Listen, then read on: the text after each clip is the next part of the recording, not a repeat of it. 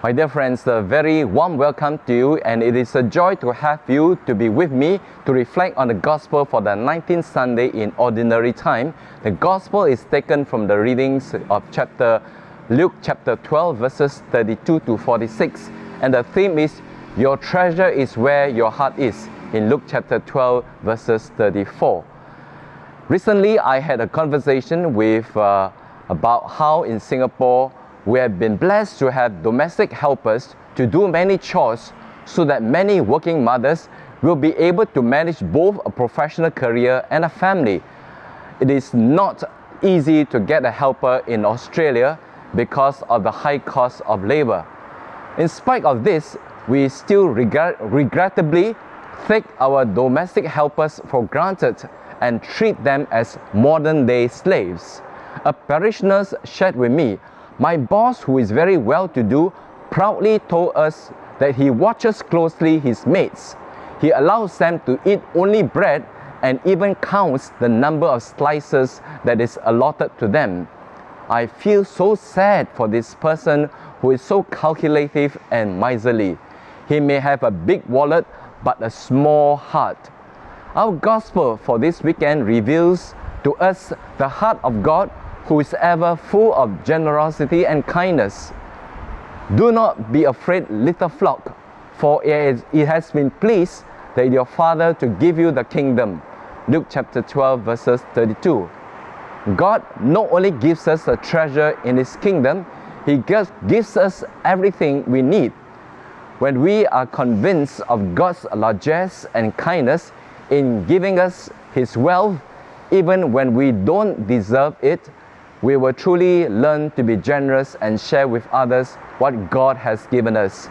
After all, the earthly treasures that we have will not be carried over to the next life. Instead, we must store for ourselves heavenly treasures which moths cannot destroy and thieves cannot steal. Indeed, your treasure is where your heart is.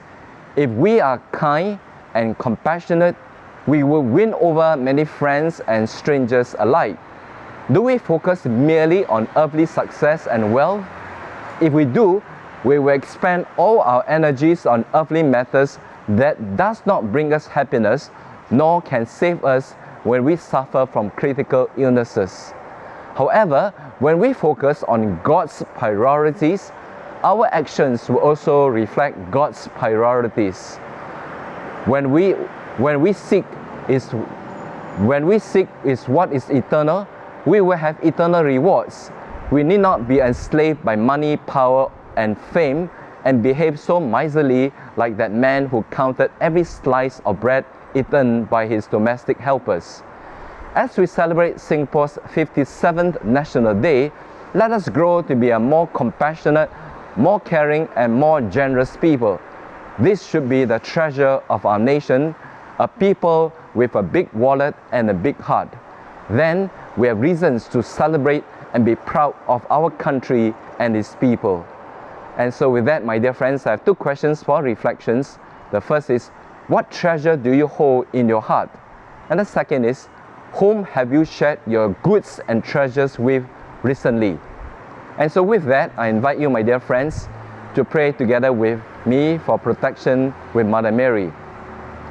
O Mary, you shine continuously on our journey as a sign of salvation and hope. We entrust ourselves to your health of the sick. At the foot of the cross, you participated in Jesus' pain with steadfast faith. You, salvation of the Roman people and of the whole world, know what we need.